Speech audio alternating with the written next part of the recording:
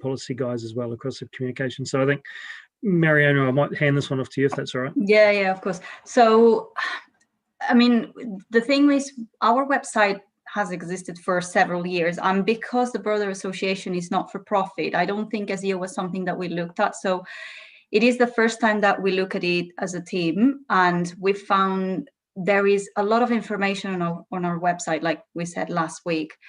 And so there's a lot of cleansing to do.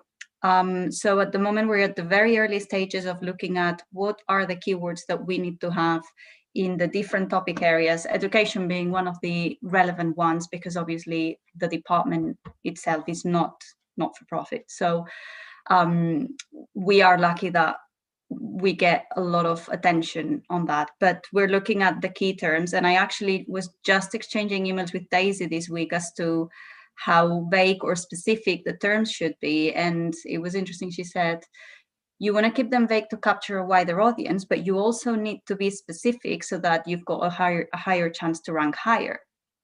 So that's when it comes to the terms there. But then I think as well, across the board, we're going to have to look at the keywords that we use in the contact page, in the content of the pages.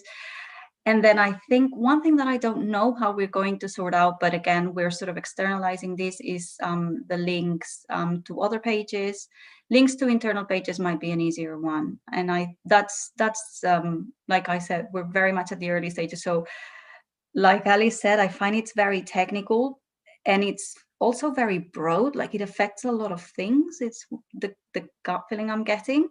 So yeah, I was looking forward to this session. And when you said, oh, we're going to do SEO today, I quickly texted my colleagues on that team saying, today is SEO. So if you can, follow live streamed. If you can, I'll send you the video. So, yeah.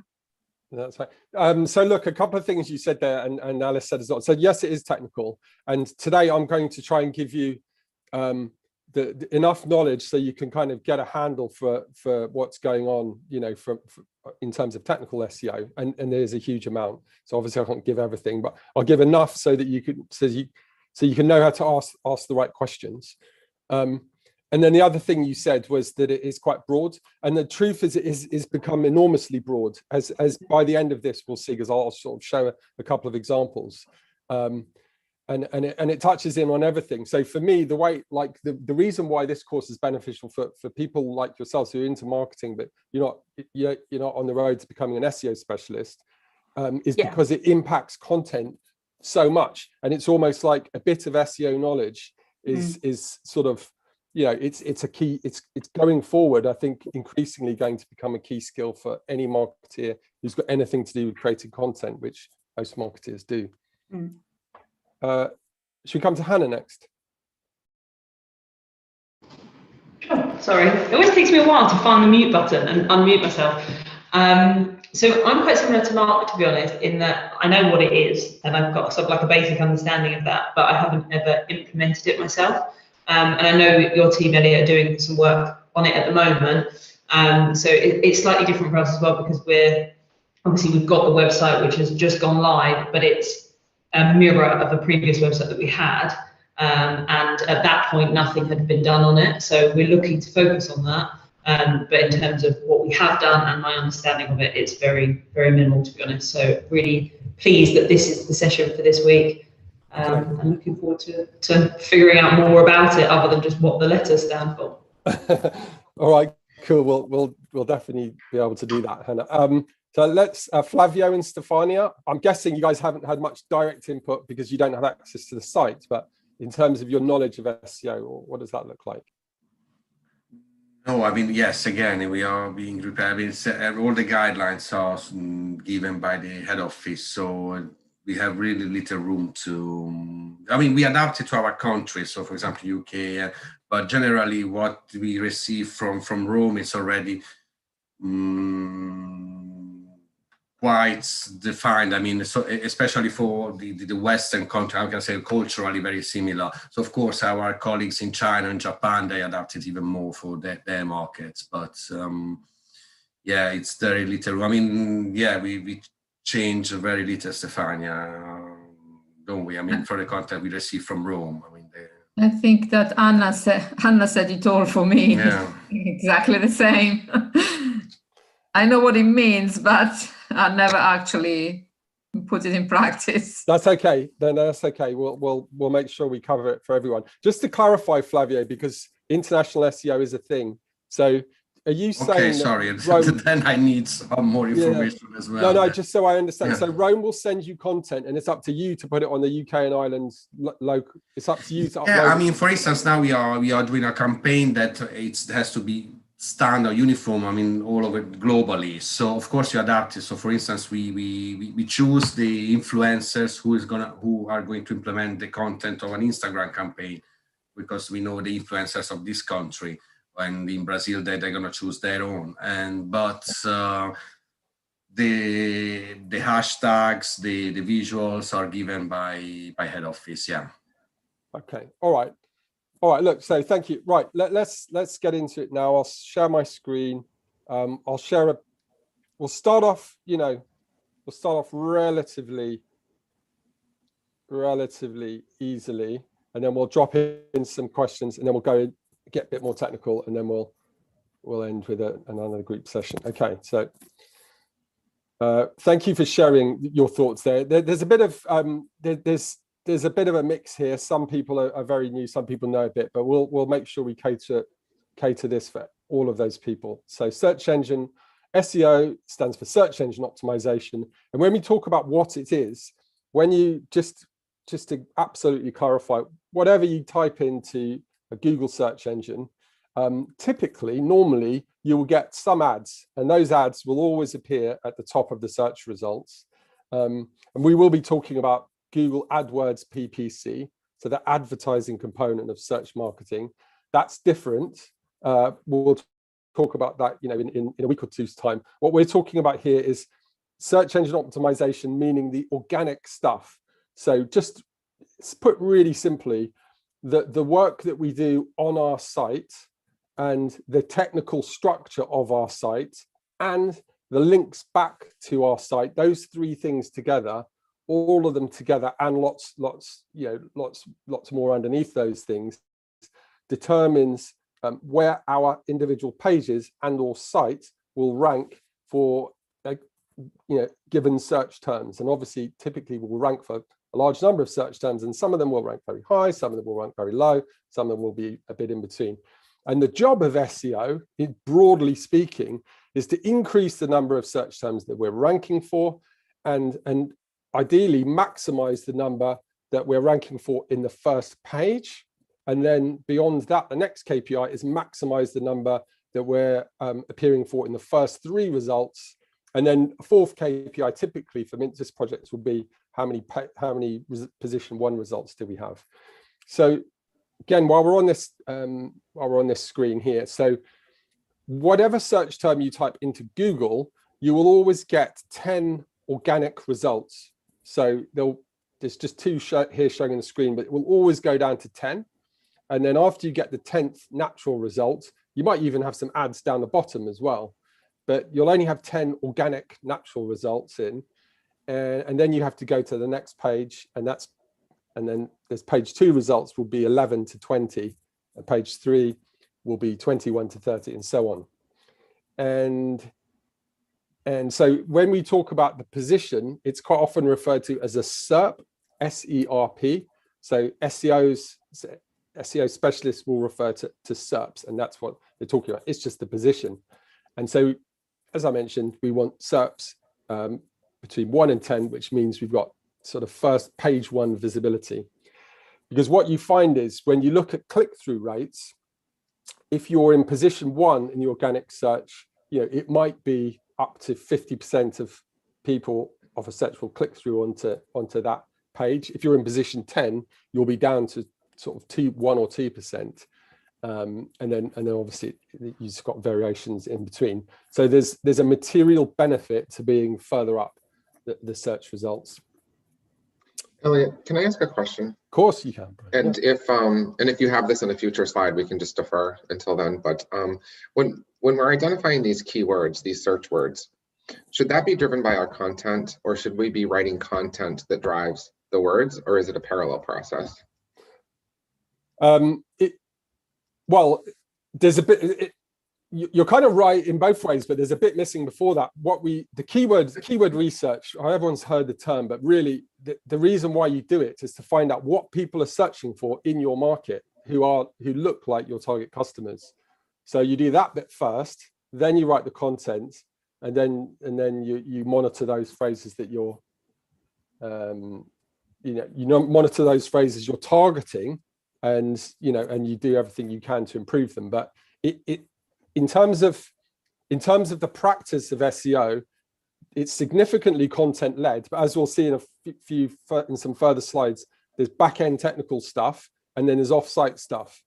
And those latter things, I suppose, let me just say this before we get too deep into this, just to be clear, and it doesn't, wherever your agency is, Mintrist, another agency, a freelancer, in reality these days, if you're going to compete seriously for SEO, you do need an agency of some kind. An agency or a freelancer, depending on how you're set up, but you can significantly improve the power of your SEO if the people who are responsible for creating content have insight and some level of understanding of the strategy, and B, have some understanding of how on-site SEO works, and that's what we'll be talking about going forward. Did that sort of answer your question? Yeah, thank you. Okay, no problem. Okay, so in short, SEO allows our content to be displayed in relevant search results. The relevant thing is really, really important. Obviously, we want to drive the right traffic to our audience, not just any people. This is a bit of a catch-all statement, but I suppose the reason this is up here is I wanted to say, when you look at most websites in the world and most successful websites in the world, the lion's share of traffic that ends up on that website will be organic traffic. Now, we're going to talk in a few slides time about the difference between branded search and non-branded search, but it as a collection of traffic, it's typically the largest. And an SEO, if it's done correctly, can be like enormously powerful, like really, really powerful. And so it's not to say that you do it instead of social media, or you do it instead of paid search, or instead of other activity. It's an and play here. And that's the case for most of what we'll be talking about across this course. I suppose that, particularly if you've got a really large site, it's a medium and longer term play. If you want instant results, it's advertising. Okay, so if we type in, what in this case Adidas Sambas size 15, what's actually happening here is the Google algorithm is continuously and ongoing. It's just constantly indexing every website and every page in the world. For really, really busy websites, like, for example, the BBC News or the Guardian or the Daily Mail, these types of very large websites that are constantly updated, they will be indexed multiple times per day. For a website like minttwist.com, it might be indexed once a week. For a website that's more static, it might even be once a month or anything in between. But when the algorithm is indexing a site, what's essentially doing is going into the home page and then following every internal link down and scanning every page and reading the content, meaning in the broader sense content. I'll talk about the on-site content. It's the content and the tags, essentially. And it's deciding what each and every page, what phrases it's related to, and it's putting in its index. This page is related to this phrase, and it's in this website, which is related to these topics and subjects, and obviously phrases underneath that. And all together, the website is, and so that's the content. That's the content side of things. There's a technical element too, where it will say this website is technically sound and it's structured well. Therefore, and it's fast and it's clean and it's compliant with HTML and it works on mobile and all of these tick boxes. And so it will get a technical score. So you've got an on-site score, a technical score, and then the off-site thing just to give you a really brief history lesson, when Google first started, the reason it wasn't the first search engine, but the reason why it was kind of techies. It was techies in Silicon Valley, and I was one of them, who were in their 20s and working in Silicon Valley, and they really liked Google because it wasn't just a list that was manually curated by Yahoo employees. Yahoo was the big search engine at the time, and Lycos and others. It was an algorithm, and all the algorithm really did was say, I'm going to rank this website based on how many other sites link to it. And if site A has 5 links to it, I'm going to give it 5 points. And if site B has 3 links, it can have 3 points. And C only has 1 point. I'm going to list those sites by categories, so they manually categorize them in the order of how many backlinks they have. So obviously the algorithms developed, insanely, and since then, that was 20 years ago, and it's now looking at way more things than that. But very broadly, it's a direct correlation between how many backlinks you have into a site. It's an indicator for Google to say how authoritative a site is and or a page is for that particular topic and keyword group. Yeah, so that's the offsite bit. Okay, and then a couple of other sort of just things to talk about. So we talk about short tail SEO, which essentially means 1 or 2 word phrases, and then long tail SEO, which might be 4, 5, or even 6 word phrases. And very broadly speaking, if you've got 1 or 2 word phrases, typically they'll have way more people making those searches because it's more of a generic search. But at the same time, you'll also have more websites that will be competing for those, for those general phrases. The long tail phrases, they'll be more specific, but there will be lower competitions. There's more opportunity to rank for relevant long tail phrases. So again, really broadly speaking, SEO is about getting the balance between relevant long tail and the most important short phrases. So, to give you an example for Richmond, university in London is a very generic, very competitive phrase. American university in London is the sort of phrase that is perfect for Richmond because that's what it is. It's longer tail, it's more specific. Users who are entering that search are going to be more likely to convert. So relevant long tail and relevant, obviously, generic phrases, we've got to get the balance between both of them. Sort of related to that in a sense, and this is where SEO strategy starts to bleed into content strategy, because when in week 1, you'll remember we were talking about awareness and conversion and users going on this journey around this research journey in a sense before they hopefully choose to purchase our products or services. And they will be typing in different things when they're at the top of that funnel, to different things when they're middle of the funnel, to different things when they're actually ready to make a decision. So, if I'm a potential buyer of a holiday in Malta or a summer holiday in the south of Italy, then I might start off researching winter sun or winter sun in Europe, or where to go for winter sun in Europe, and I might end up, hopefully with southern Italy in this case, but Malta, it could be wherever we think.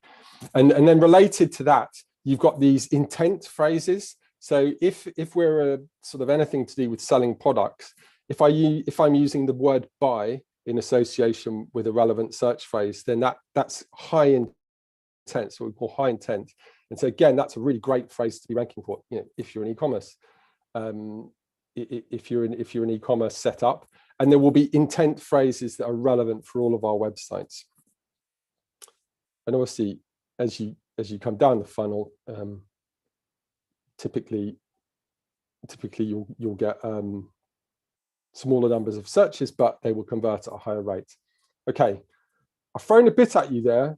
In the next section, we're going to go into more detail, but before I go there, I just want to check in, with each of us here, and just get a feel for what sorts of search phrases are relevant for your organizations. And feel free to ignore that question and just ask your own one as always, or make a statement.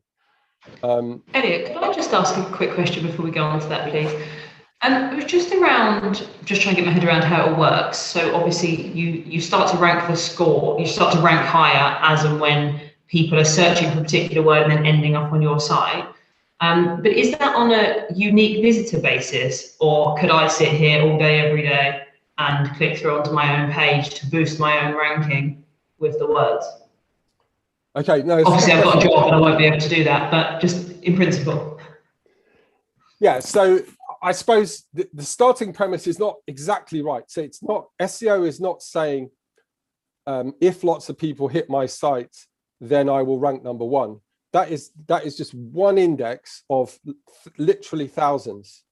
So that it is true that Google is looking at how many people click through onto your site from a search, and that is a significant indicator to how relevant that site, that page is for that search.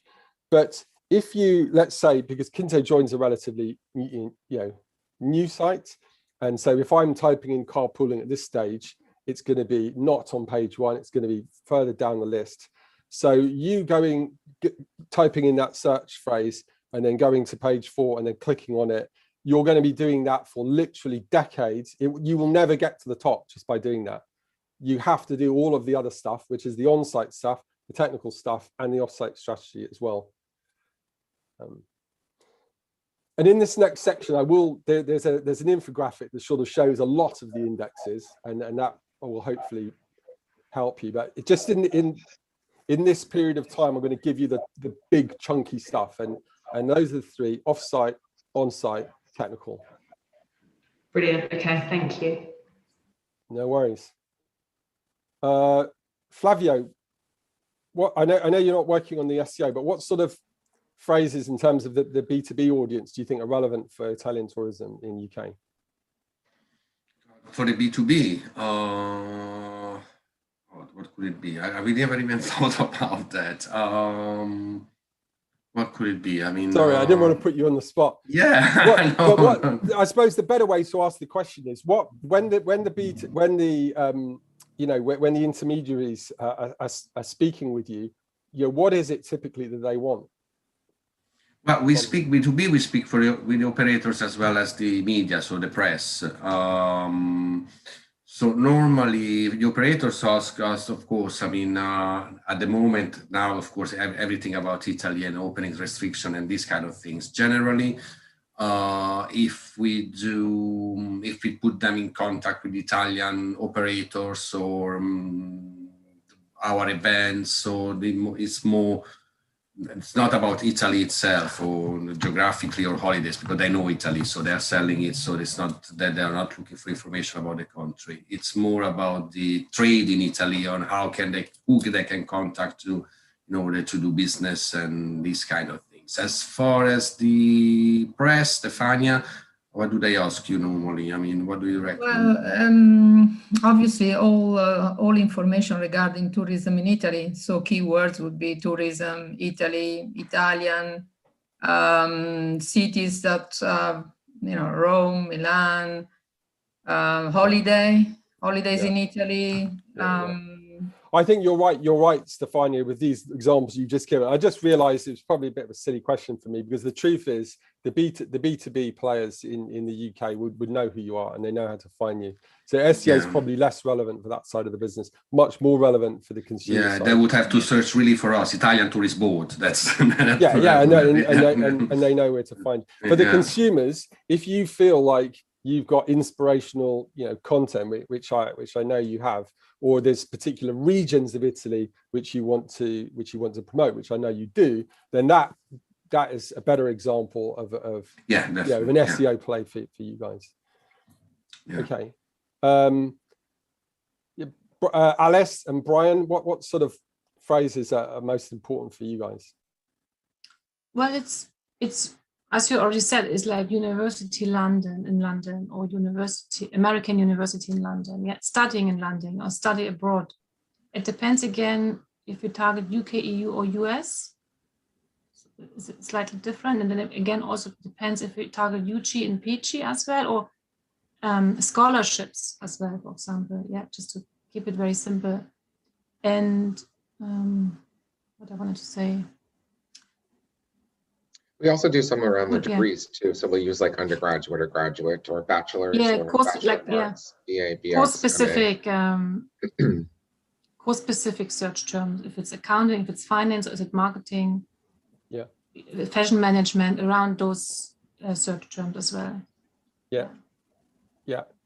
So you're right, and actually the universities are a good example of the typical way that we would approach SEO for your universities. You've got the generic phrases, which obviously University of London, American University in London is the USP, and all of the variations of that. So those are the generic phrases you want to drive to home pages.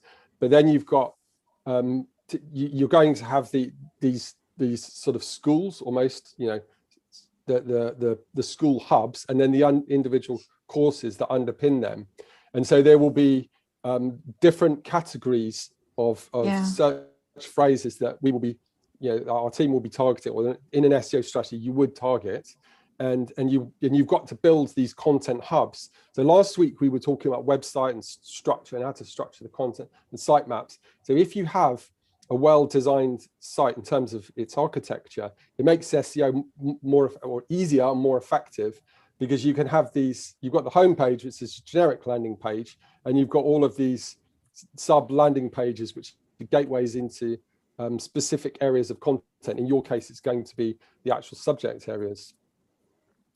So that's can I ask a please. question, Elliot? You said, SEO should like generate more traffic than paid advertising. This is the ultimate goal, isn't it? Because I think when I look at Google Analytics and you see the traffic source, should I be seeing organic should be higher than paid, right? Yeah, I think look, it does depend on the strategy. Obviously, if you're spending a really large amount on paid, then your paid is going to be higher. So it's definitely a function of what you're being paid. But Mint Twist's typical approach to anyone who wants to grow is, look, you run both, because you can get quick results with paid advertising broadly, search and the rest. But if you running SEO in parallel, the SEO is going to grow significantly. And at some stage, if you're a university, there's obviously a limited number of people you can take, and I know quality is important as well. But at some stage, if you're in control of of the sort of your recruitment cycle in this case, then you can start to potentially reduce paid advertising and just maintain SEO. And depending on how developed you are from an SEO perspective, if you're completely optimized, for example, for a certain subject area, you can almost put that one in maintenance mode and then put the focus on other strategic objectives, i.e. other subject areas or new subject areas. Okay. Yeah.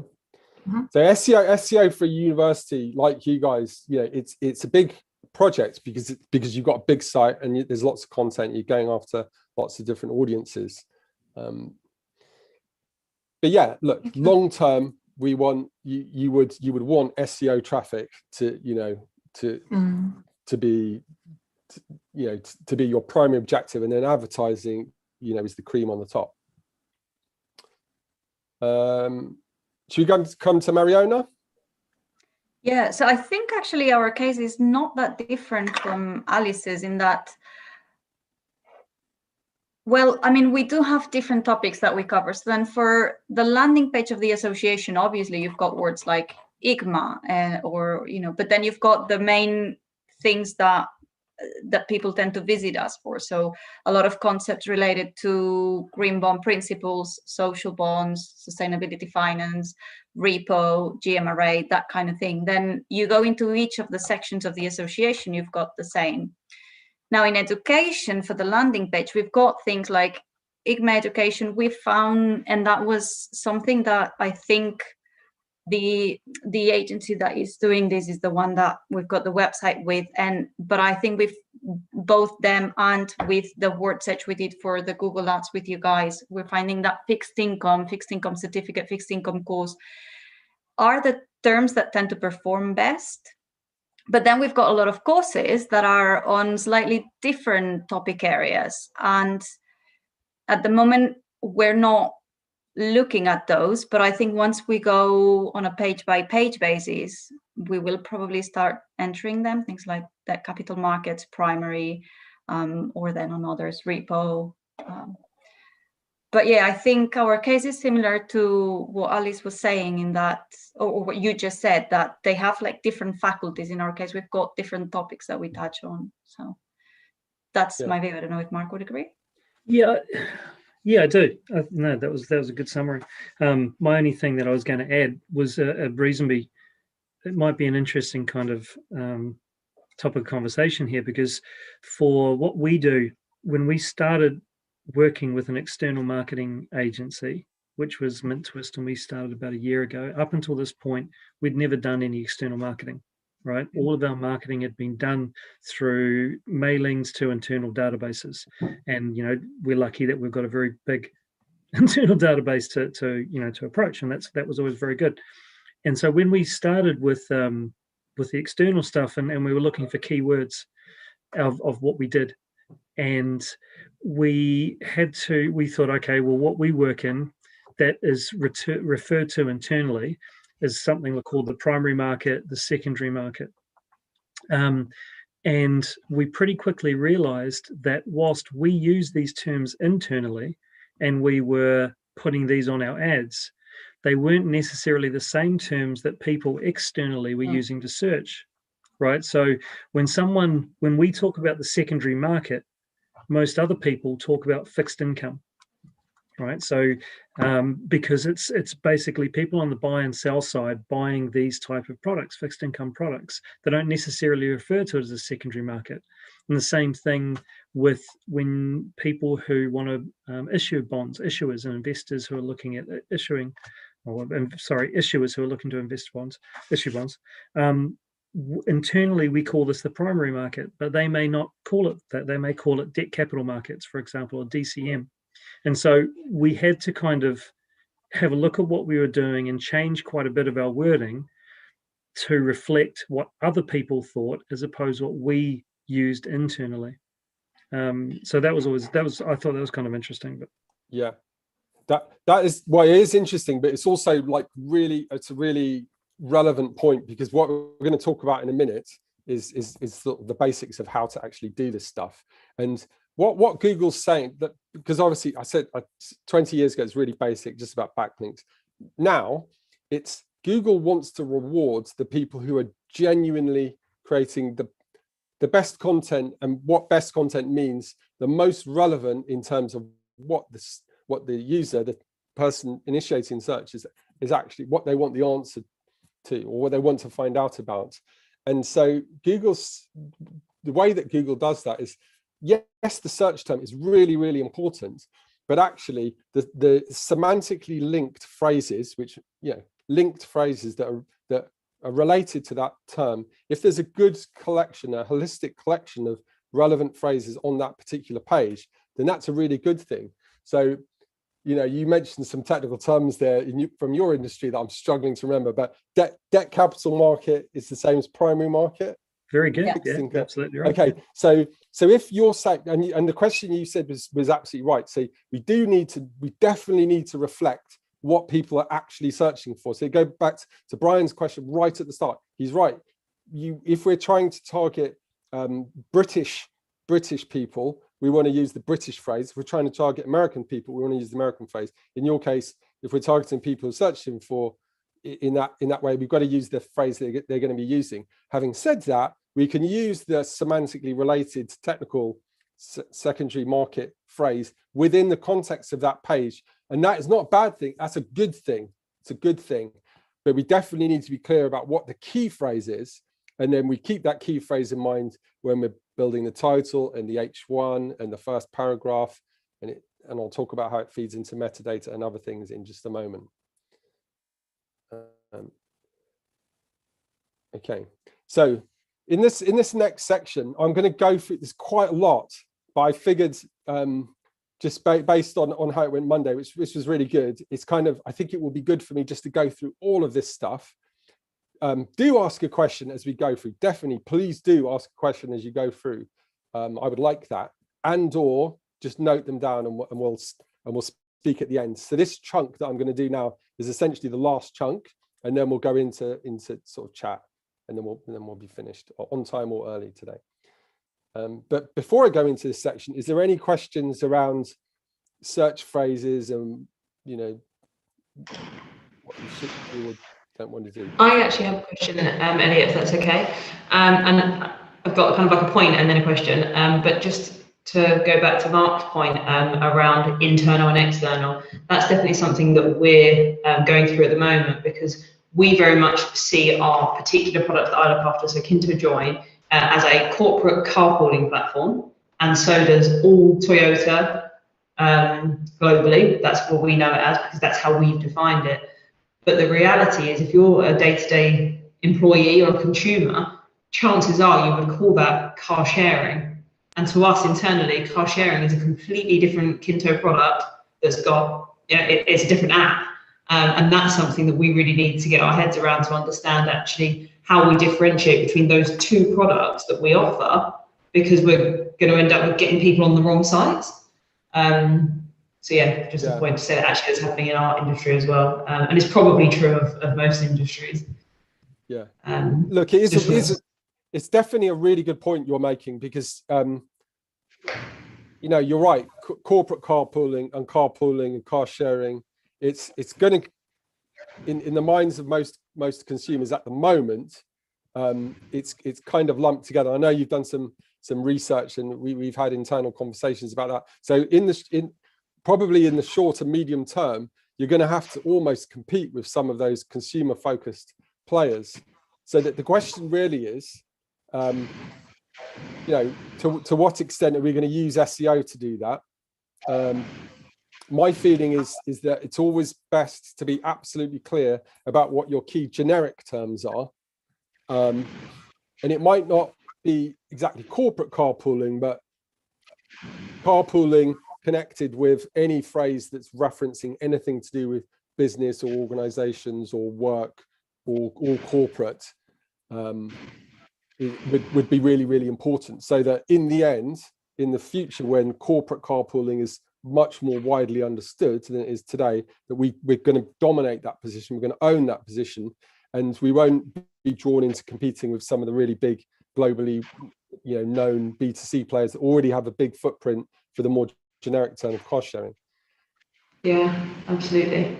And then I did just have one question, Elliot, which was around, and I don't know if this is the right word for it, but obviously we had our Faxi website, and we've now got our Kinto Join website. So it was just a question as to whether or not you kind of build equity, like SEO equity, and if you do within a website and you then change, is it possible to take that equity and somehow migrate it over to a new site?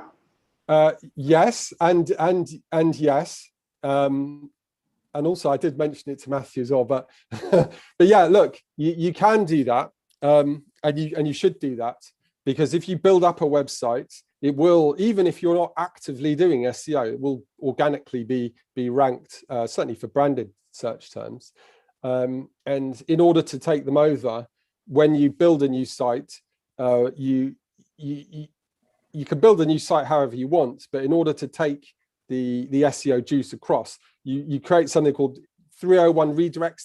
That's just a fancy term for a few files that tell the Google search engine, this page that you used to rank for this particular, or this page that you used to rank, and it would be ranked for certain key phrases, it now lives over here. So it's like a pointer, it's like an indexing file that sits on your website server that tells the search engine, that was the old page, this is a new one, please keep the juice onto that new one, and then you retain the ranking. An SEO migration is for anyone who's ever going to redesign or rebuild your website, that is a component of rebuilding and or redesigning a website. Elliot, just a quick question. When sometimes you get to I've always wondered about this. You'll be looking something up, and you'll get to a web page, and it'll say something along the lines of bad 301 pathway, or is that basically what's happened? So it's gone to a page which has tried to redirect to another page, and that somehow that link or that pathway is wrong or broken. Is that what that means? Yeah, there's lots of different errors, but the bad 301 redirect will mean Google's encountered something that tells it where a new page is, but when it goes to look for it, it doesn't find it. The more typical one is 404, which means the page is just gone.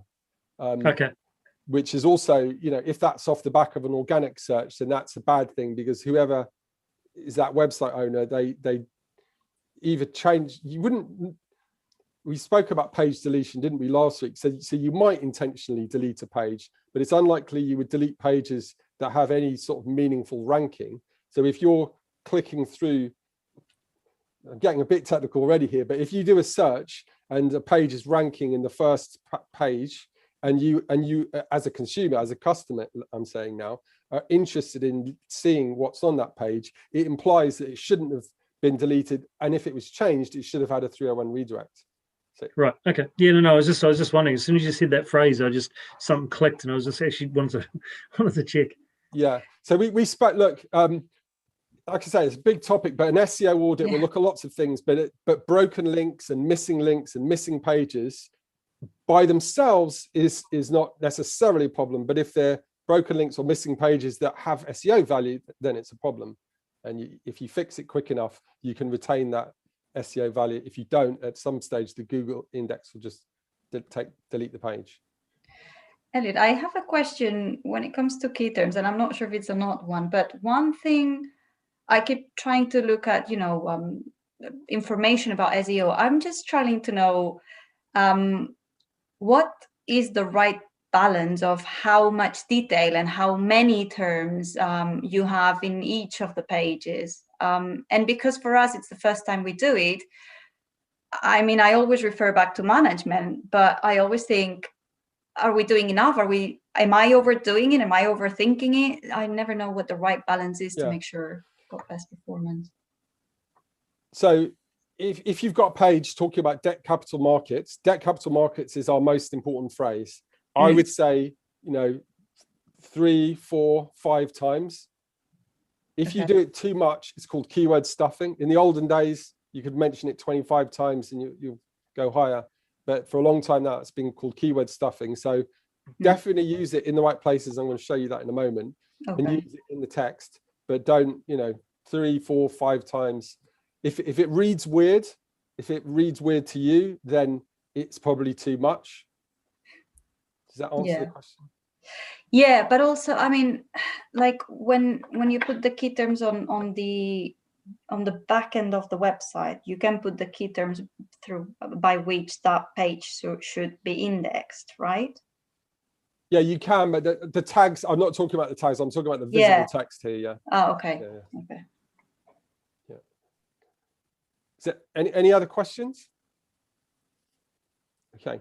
We will be talking about that exact point, Mariona, in just a moment. So feel free to ask again when we get to that slide. Okay. Okay. So let's talk about, how to rank. But remember, we're just skimming the surface here. I'll try and give you. So I've mentioned this already. Technical SEO is the structure of the site from a programmatic perspective, but also like the country that it's located in is a thing. How fast it loads, is a thing. Is it mobile responsive is a thing, and there's lots of low level sort of technical checks that need to be run. Offsite is the links into the website, which, as we've said, that's typically SEO agency territory, and then as is technical, and then on-site, which is also SEO agency territory, but this is the bit where we can have a positive impact. And that's, I think, what Mariona was referring to there, when you're actually creating content. So look, sorry, this slide is one for you to sort of take away and look if you want to read it. This is a very famous infographic. It's been around for a while now, but it's still reasonably relevant. Now, all of these things here on this side are all of the key on-page SEO factors. And all of these things here are all of the key off-page SEO factors. Now, remember, there's thousands, if not tens of thousands of indexes. So these are kind of top-level things. But what you mentioned just there Mariona, your question was about how many times do we put in the most important key phrase. This thing here is called stuffing. Forgive me, I'm not quite sure what the VS stands for. VS, do you excessively use words that you want pages to be found for? So if you stuff, you actually get a negative point from an algorithm, so it's -1. If you write quality content, which means it's well, it means that, again, there's lots of indicators that go into quality, but are you writing, does your article have lots of semantically linked words? Is it a reasonable size? Is it, because if it's just like a couple of lines, that's not good quality. It implies that you just put up a page for no reason. So the quality is really important, and it means a lot of things. But if we get the quality right, it has a big positive impact on the SEO score for that particular page. Offsite SEO, social sharing is a thing. If that content is shared, that's a positive indicator from SEO, and obviously that's an offsite activity, sharing that link. There's various tactics that were historically used. No SEO agency in their right mind would use them anymore, because if you use those tactics, you will get a spam score, and that will negatively impact your SEO. And this is an infographic that you can read at your leisure if you nighttime reading. Okay, optimizing content for SEO. Let's talk about the on-page stuff then. So as you said, the quality is really important. So when we're creating a page inside our content management system, particularly if it's an important hygiene page, as we sort of mentioned, but even if it's a blog article, if we're writing a blog article, there's probably it's going to be about a topic. So even if we don't have an SEO strategy, if in our minds we've got an idea of the phrase that we believe is relevant to the topic, and relevant to the topic that we're writing about, and something that our target sort of audiences would want to search and be informed about, then have that source anchor keyword in your mind, and then we'll see in the next sort of slides how we would use that keyword. And these other things here are really talking about just the normal things you would do, right? Write content that people will like, write people that people will want to share. And if it is a blog article, again, as we said last week, if you remember, if we're writing a blog article about what it's like for American 20-year-olds to come and live in London, or we're talking about the scene in London, then what page do we want to link to inside our Richmond University page? Is it going to be, there's probably going to be a land, I'm guessing, forgive me, I can't remember offhand, there's going to be an area of that site which is kind of about the life in London stuff, and there might be a primary page on that site that we would want to link from that particular blog article to that particular page with a relevant phrase that's relevant to that particular page. So it's in our minds, we want to think one page equals one or more relevant key phrases go with each page in an ideal world. Obviously there will be phrases that we use across our site, and that's perfectly okay, and that's good even. But when we're creating a new page, what's the main phrase we're thinking about? Okay. So when we've got when we've got that phrase in our mind, and so for a digital agency, it's digital marketing. So when we create the page title, and in most of our content management systems, when we create a page, there's going to be a title box where we put the title. We kind of, in normal terms, we do want to put the key phrase in the title, and ideally it's going to be leftmost, because Google always reads left to right. And the page title is one of the most important indicators to the algorithm what that page is about. Therefore, we definitely want our key phrase in there. Similarly, the URL, so the actual URL. So if our phrase is American University in London, American-University-, we wouldn't put the in. You don't need the joiner words, just hyphen London, American-University-London. So hyphens to denote space between the words, and the URL is after the page title pretty much the second most important, really important. So Alice asked about the meta description. So the meta description, and by the way, this is a graphic of a search result. So if you search digital marketing and this result came up, this is what you would see. You would see the page title, which you can click on to go and visit it. You would see the URL, which you can also click on, and you would see the meta description. The meta description used to be used by the algorithm, but it is no longer a ranking factor. So if you put, it doesn't really matter if you put digital marketing there or not, it doesn't make a difference. But where the meta description is still really, really important from an SEO perspective is if you're running a search for anything and you see the top 3 results, you might be tempted to click on the result number 1, but if result number 3 has a better meta description that's more relevant, that's more importantly more related to what you're actually searching for, there is a significant chance, if it's significantly better, that you'll click on result 3, at least initially, as opposed to result 1. So meta description it's almost like your opportunity to sell, and remember, you're selling to the person who's run the search that you believe that page should be optimized for, if that makes sense.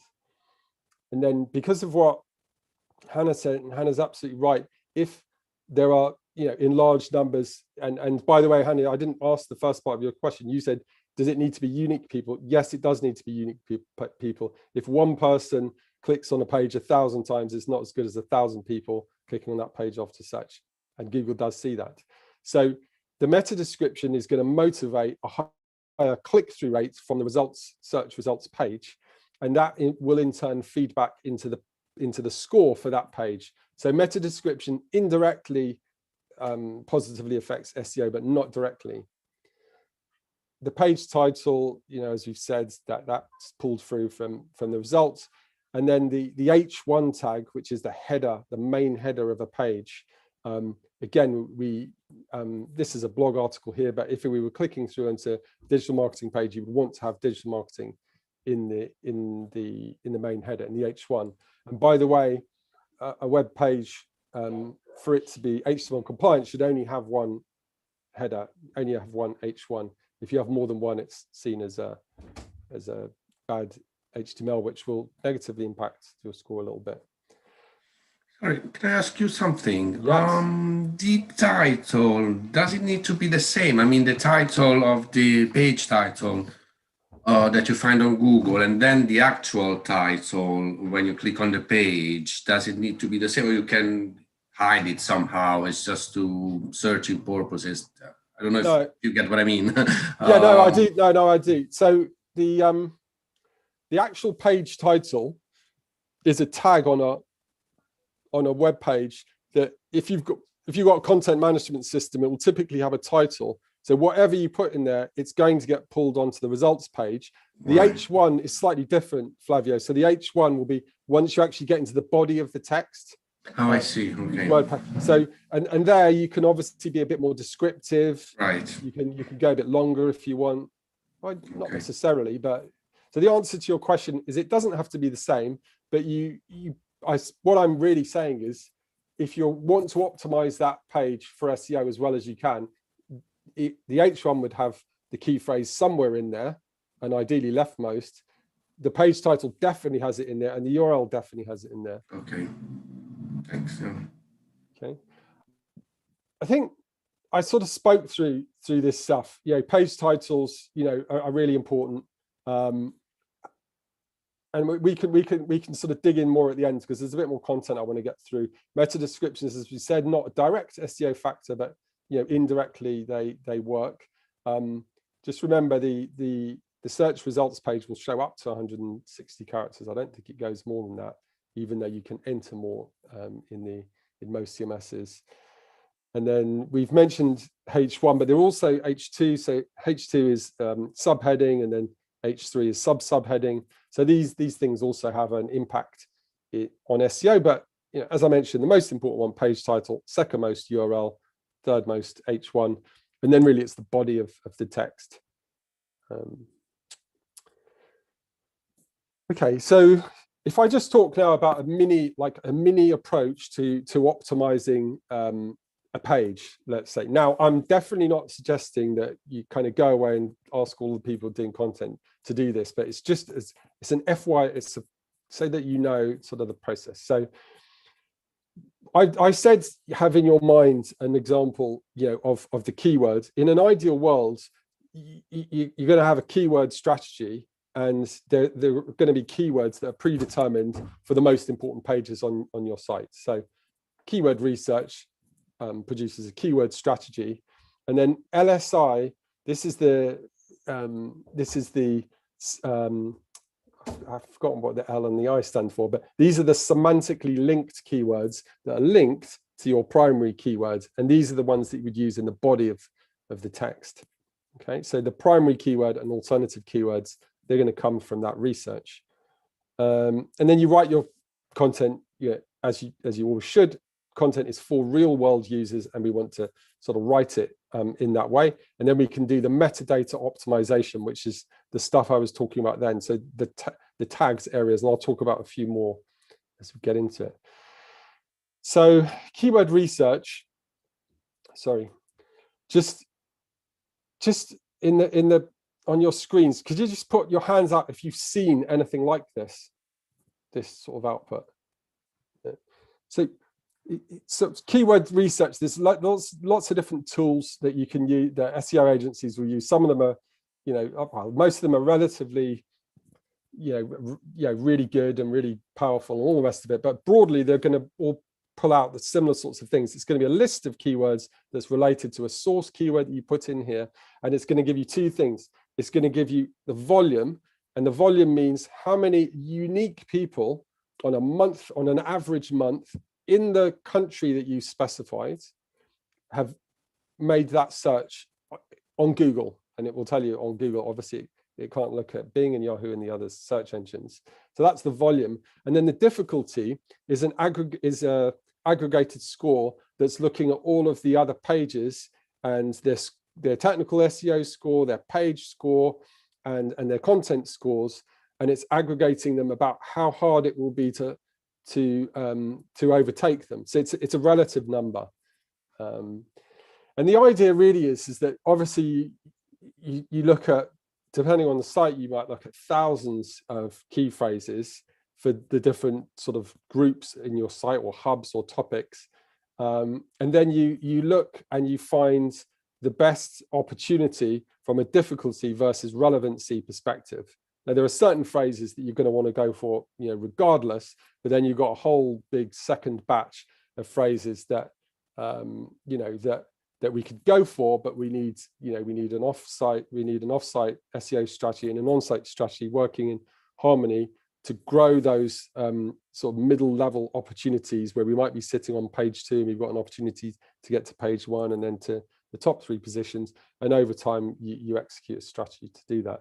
But it all starts with this keyword research, and these are some of the tools. Now, if just for those of you who are interested, if you Google Answer the Public, that's a lot of that's open, and free. And if you Google Keywords tool, a lot of that's open and free. So if you've got people who are creating content, there are some tools out there that that give you a good sort of insight into keyword volumes for a given market. So if any of you are interested in finding out these tools, ask your Mintsys account manager and they'll just send you a list. Okay, let's see so LSI is latent semantic indexing. So that's Google's way of saying, we're going to, when we look at a page, we're not only going to look at what a page is about, but the more latently semantically related phrases that we find on that page, it's their way, it's in part their way of looking at how quality a piece of content is. So what we mean by this is, if we're writing about English breakfast tea, and that's the primary phrase that this page is talking about, if the more of these semantically related phrases that we use, the more Google's going to infer that this page is actually a well-researched piece of content that should be relevant for that user. So Google, using access to all of the data that it's got, which is basically all the websites and pages in the world that it indexes, which is virtually all of them, is built up a database to aggregate all of these topics and all of the related phrases. So it uses its own data to mark any given page versus all of the competitors that are going after the same topic. And then it will, in the context of LSI scoring, it will rank them accordingly.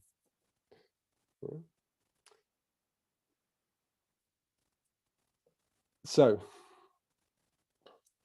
if you don't choose keywords that your customers are searching for, you won't be found in the results.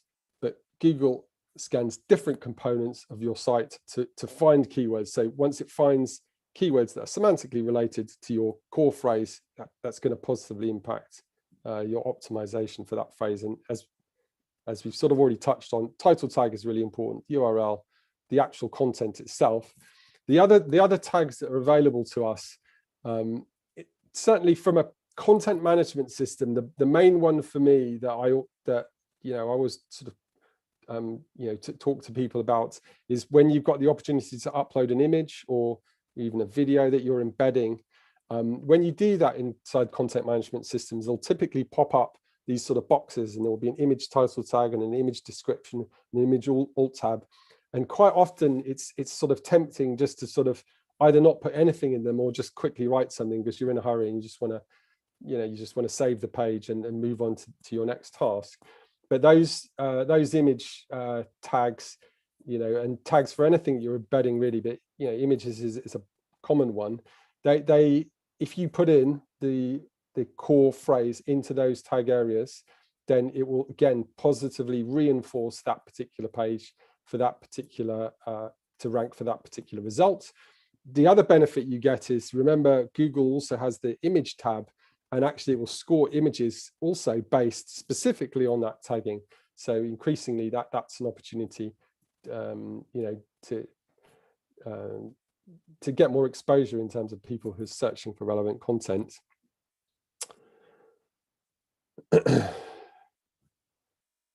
And even if our image is not showing for whatever reason, you can get the metadata. So metadata is important. When you go over an image and you hover over it, the alt text will be displayed.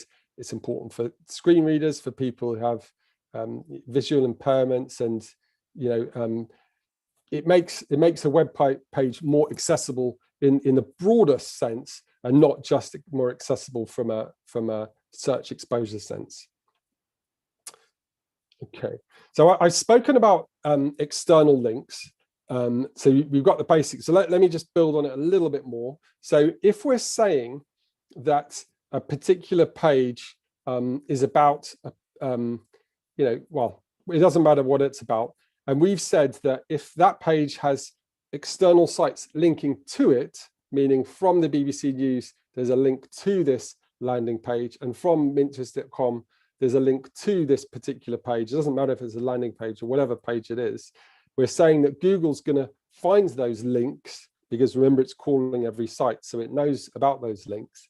And it's saying that if it's coming from a website, from a web page in that website that's semantically related to the content that's on the page that it's linking to, then that's a good thing. That's going to be a positive indicator for Google that page is good because it's got a backlink.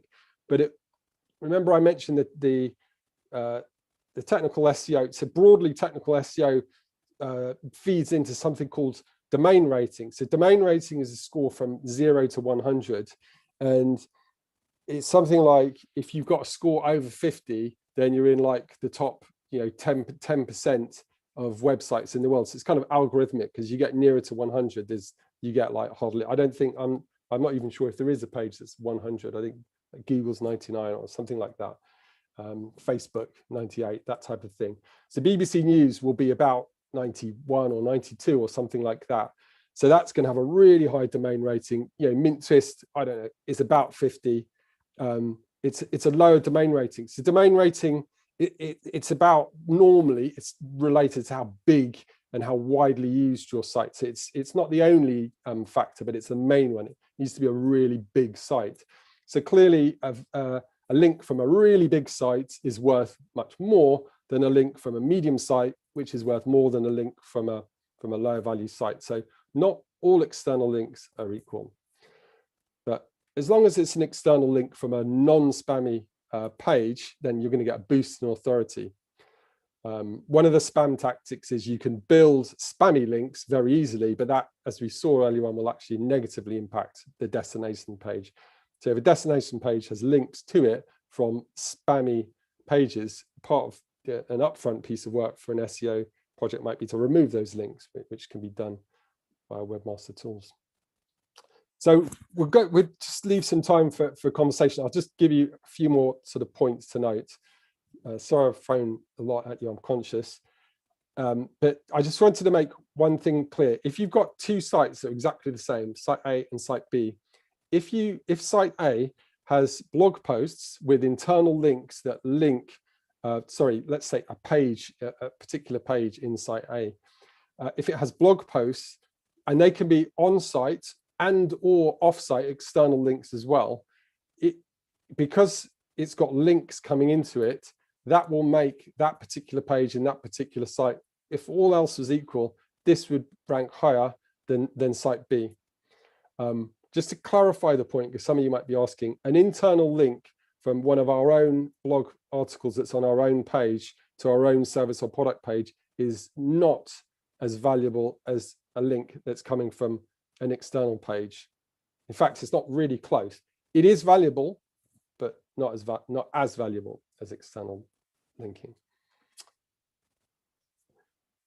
I just want to give a really quick overview of how an SEO, because obviously I've been throwing a lot at you, but like I mentioned at the start, the truth is that to do SEO properly, you probably, it's still a specialist area. As a marketing team, we can set ourselves up to help the whole thing work. But in general, you start with the audience research really right at the start, and then feeds into keyword research, because what are people actually searching for and in what volumes? Then you look at the competitors, because as we've seen, there would be other websites going for trying to rank for similar phrases, and they might not necessarily be real world competitors. In some cases they're not, but they will be competing for those top pages for certain phrases that we'll be going for.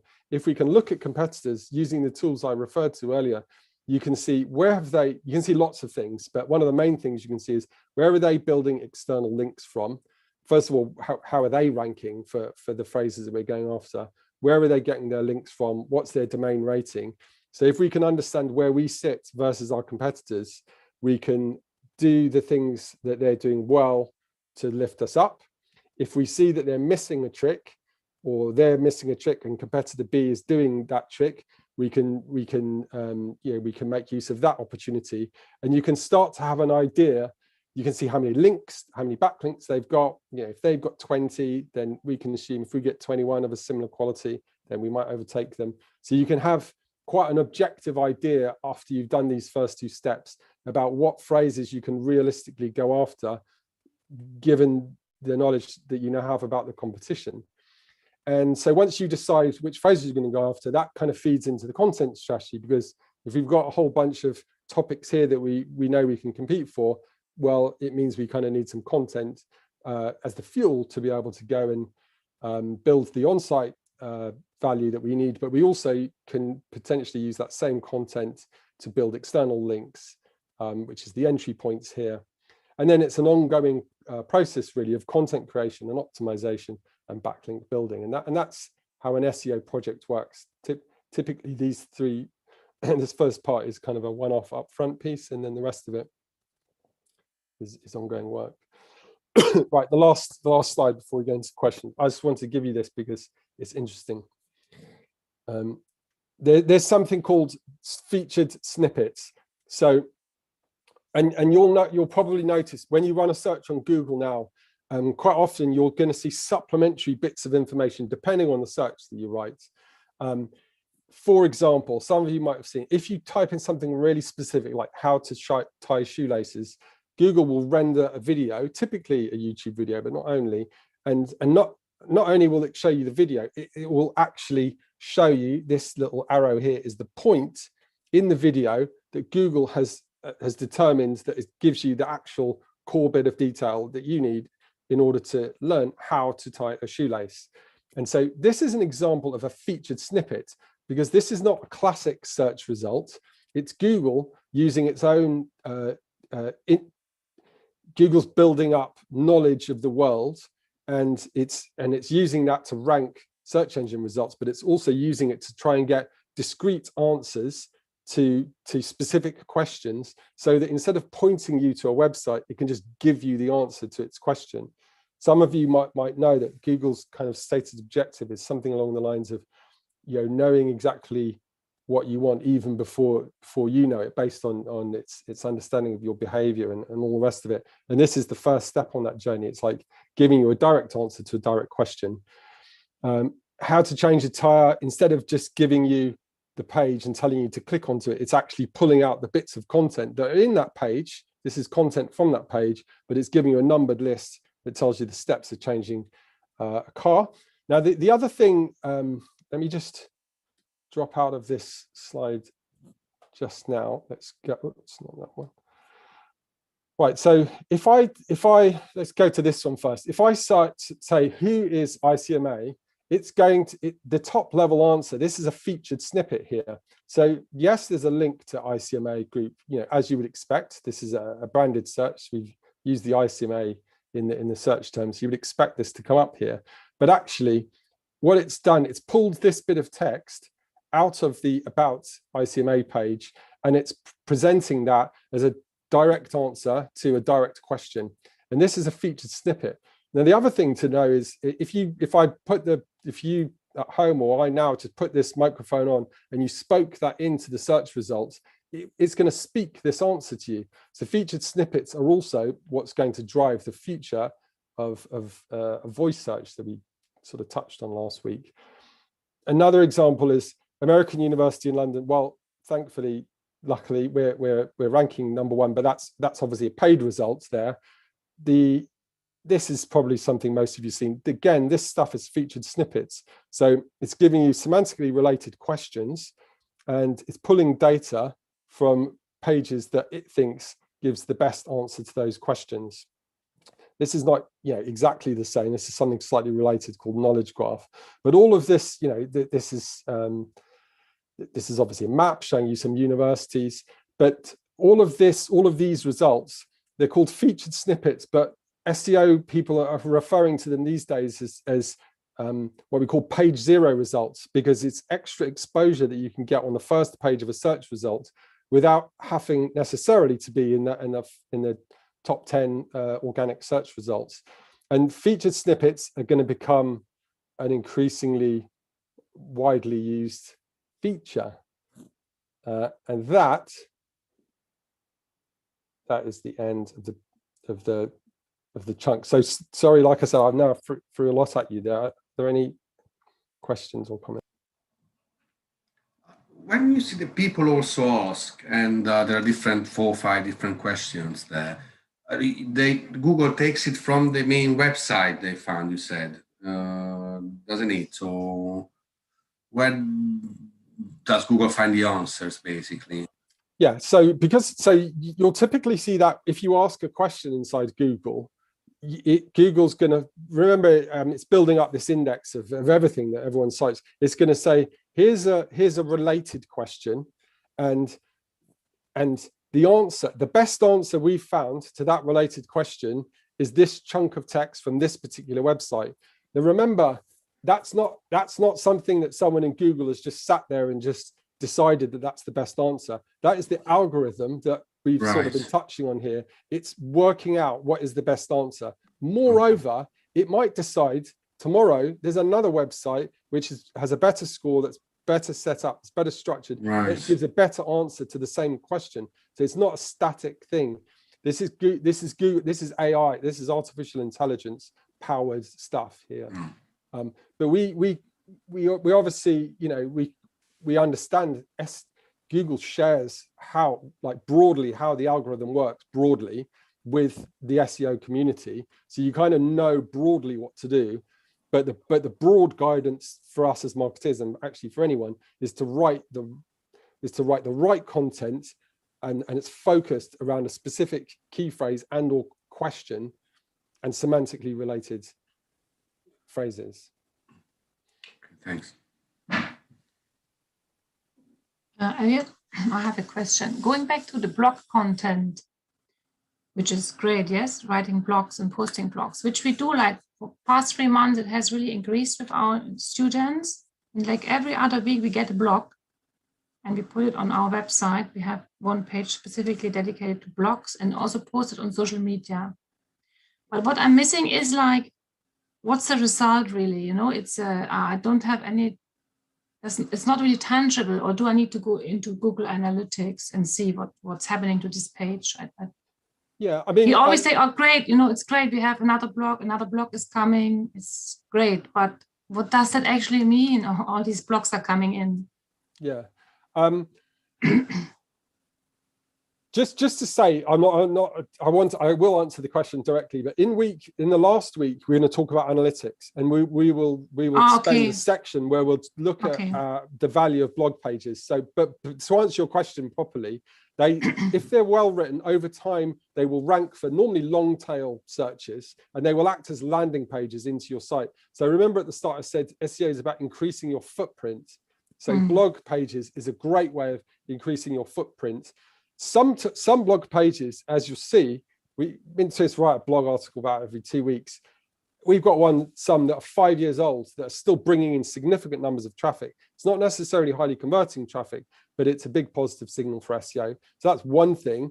But the other thing, you know, I touched on it in there, but it's an opportunity for us to build internal links to the hygiene pages. And so if you can, when you make an article, think about look at the opportunities to link to several or 3 or 4 hygiene pages. Obviously, it needs to be a natural connection, not shoehorned in. But that's the opportunity. And then, look, it's not related to SEO, but it's related to conversion marketing, which is what we were talking about last week. Remember the call to action on a blog page.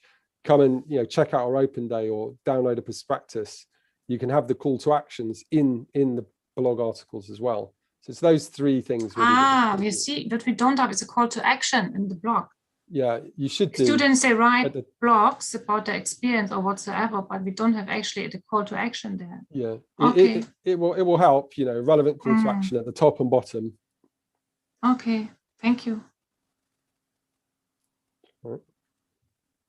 Does anyone, Mariana, it looks like you have a question. Sorry, no, I don't.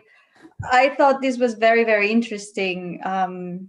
And I mean, my only question is, can we have the full recording at some point so I can share it with my working group? So the LinkedIn page, have you seen it? It stays on there. I've seen the recordings. I wasn't sure if it was just a snippet or the full. No, I've been cutting out the front. I've been cutting out the start, but it is the whole thing. I think in week one, my technology cut out halfway through, so it ended up being 2 parts. But it's all of them are there. And they'll stay there. I don't think I won't remove them. I don't think LinkedIn will. I think I found that really, really interesting. And I was taking notes, and I've got a couple of things, Mariana, to do this, Mariana, which is quite cool. But the idea of having a keyword strategy, just this idea. And then that's obviously linked to the LSI keywords. So even I go, okay, well, we've got course X, and course X falls into category A. So you're thinking, okay, well, what are the keywords for course X? And then what are all the LSI keywords, phrases around that? And then how do you sort of position that within the page? And then if you're going to do any hub content, how do you incorporate both the keywords and the LSI words into that hub content and link that back into, do you know what I mean? It was fascinating. It's one of those things you realize how much work you actually got to do, I was going to say, one of the things is that you realize you can do so much that at some point you have to also think, okay, well, realistically, what are the things that I absolutely need to do, what are the things that I can afford to do as well. But you could just keep going and going. Yeah. So look, I mean, you can't clearly, we've all got a number of things to do. So it's about, look, I mean, I wanted to, when we do these courses, want to give you enough information, but obviously there is a lot to do, but it's not, you don't have to.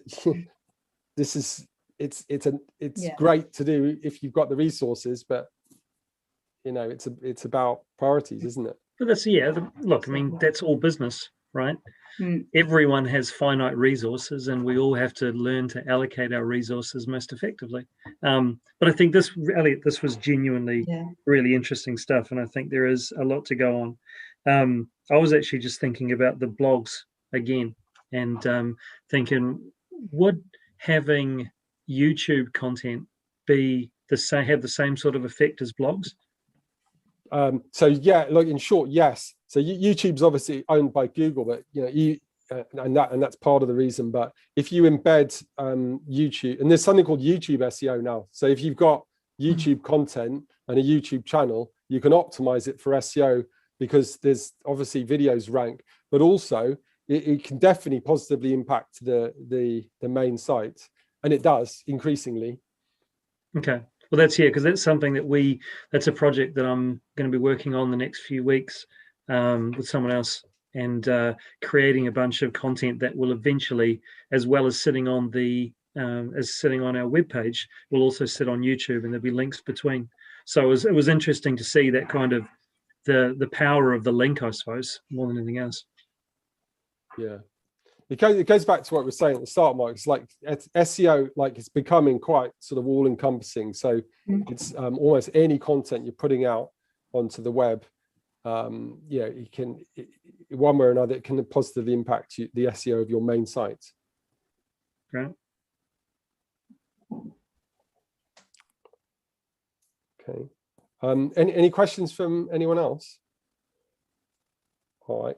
Look, we finished exactly on time. So thank you so much for a really enjoyable session. Good evening, everyone. I guess it's good morning or good day for you, Brian. And yeah, I'll look forward to seeing you next week. If anyone wants to chat, I'll stay on as always, but otherwise I'll see you next week. Thanks very much, everyone. Thank you. Thanks, Elliot. Thanks. What are we having next week, Elliot? Yeah. Topic. I actually can't remember. Okay. Edit this part out. Bye. Bye. Thank you. Bye, everyone. Bye. Thank you.